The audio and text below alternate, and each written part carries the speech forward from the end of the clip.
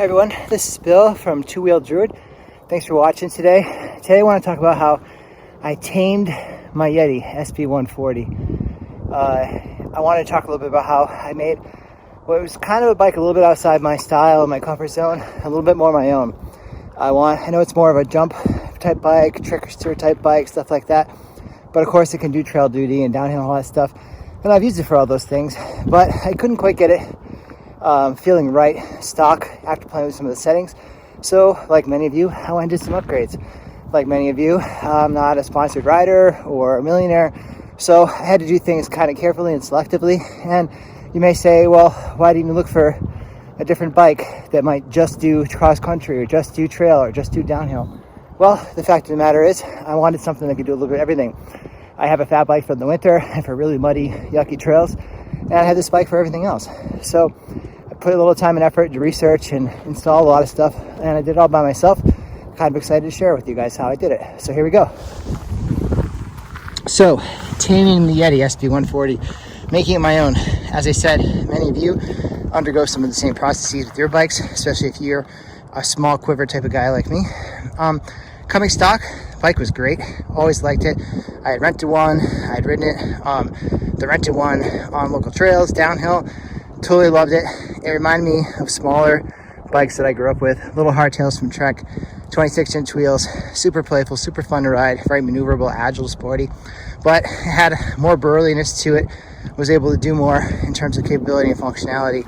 So, as I mentioned, I have a big fat bike, Wyatt Maverick, and I can truck through things with that and do that for more exploring unknown trails and taking on really rocky, rooty, muddy stuff, and obviously in the snow.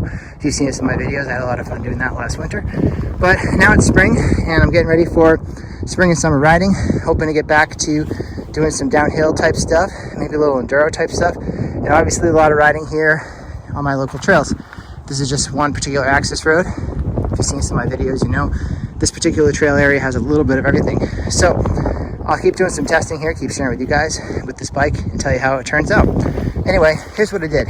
So first thing I did, other than customizing grips and pedals, these are the Lockjaw from Deity, and these are the Deathtrap Pedals.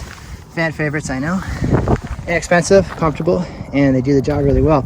I also put on a SDG radar saddle. This is the Sensus one. I think you can still find them here and there. It's got a leather type of thing going on for it. Super comfortable, fits me perfectly. I really like this saddle a lot. After that, did some research on oval chain rings, and I went with the absolute black 30-tooth oval chain ring, which I think, having ridden my whole life on regular round chain rings and then switching to oval, I think for a longer leg type person, I happen to have really long legs for my height. I'm about 5'11", and I'm mostly leg, which is, I guess, has its pros and cons for riding. It makes sizing a frame a little tricky, but what I like about the oval chainring, it gives me a little more extension on the downstroke on the pedal, and I can kind of use my leverage a little bit more efficiently. If you're shorter legs, you're probably quicker on the pedals. You probably want a round chainring. No, not a scientifically proven fact. I'm no expert. I'm not perfect at this stuff, but that's kind of how I see it. So that was that upgrade. I did upgrade.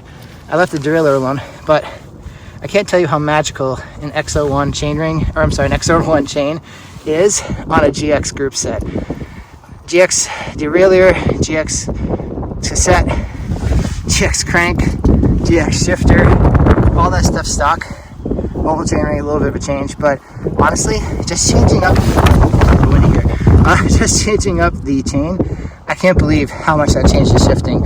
I also put in a new shift cable. You obviously can't see it, but I did like a Jaguar, like whatever their best one is. I added that shift cable, and I can't even begin to describe how awesome the shifting is on this bike right now compared to stock or any other bike I've ridden, really. I just can't stress enough. I don't know why manufacturers don't give you an extra 30-40 bucks and give you the nice chain, because it makes a huge difference. I didn't think it would, but man, does it. So that was the other upgrade in terms of drivetrain.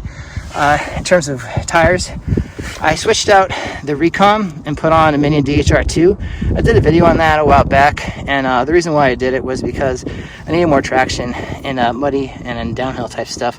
But I didn't want to lose all my, positive lack of rolling resistance, I guess. I didn't want to go with like a straight up downhill tire, and these have really done the job, and they obviously pair well with the Minion DHFs. So the front tire came stock.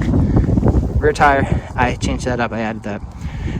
Not really an upgrade, but in terms of storage, I got these Bedrock bags in the fore and aft of my bike. As you might be able to see, they're made in Colorado, kind of like Yeti sort of is. They're found in Colorado. I think the frame's made in Vietnam. But I added those bags, and this bag is kind of distinctive. I've had people ask me if I ride an e-bike, probably because I look like I need it. But regardless, they hold everything I need, so I don't have to wear a backpack if I don't want to. Longer rides, bike park stuff, I wear the backpack. But just local trails, this has everything I need. And it's really bailed me out a few times. So good to have those bags, storage with the tools and some first aid type stuff, a little snack here and there. I added, this is kind of a big splurge, but I added the Arundel other side loader bottle cage. I figured this bike is by far the nicest bike I've ever gotten. Might as well get an OD water bottle cage. It's extra, but it's great, and it holds my water bottle well when I'm carrying it, and it's carbon fiber if that means anything to you. I'm definitely not a weight weenie, but it does the job, and it was kind of hard to find a bottle cage that would fit a larger water bottle to get it out the side, at least for me, that one was in stock. Again, this is 2020, 2021, and if you watch this in the future, I'll let you know that finding components and parts and accessories for bikes is not easy right now, because everybody got into biking this year and last year. So that's what happened there. So that's what I got. I would have gone with something different, but so be it. I carry this frame pump. I got it right from Yeti because they sent me a coupon for buying from them, and it was super cheap with the coupon. It's not super expensive to begin with, and I haven't had to use it much yet, but it's helpful to have, and it fits the frame nicely. No complaints there. One more thing I did was I added a Wolftooth dropper lever. I did that just last week actually, because the Fox transfer lever is tiny. I kept missing it, and it didn't really feel particularly strong. This Wolftooth one works really well when I compress it first. Oh, there we go. So it works really well. I like it so far, no complaints. And it's kind of fun to have the little wolf looking at you. It reminds you, you know, not to wipe out because you don't want to be embarrassed in front of the wolf. Speaking of not wiping out, check button, don't push that. But really speaking of not wiping out, this is my most recent upgrade. I just did it a couple days ago. I added Coat R brakes, and again, this is not a downhill bike by any means, but I'll talk a little bit more how I'm making it more downhill friendly in a sec. One main thing I did was these Coat R brakes front and rear. Got them pretty cheap, supposedly ridden once on eBay. They feel awesome. Taught me how to do brakes too. I added the new brake line and bled them and everything like that, and it turned out okay. Haven't crashed yet, knock knock. So I'm happy with it so far. I can't believe how powerful these brakes are, even compared to Hasty Minion brakes, which I have, which are a little bit more on-off.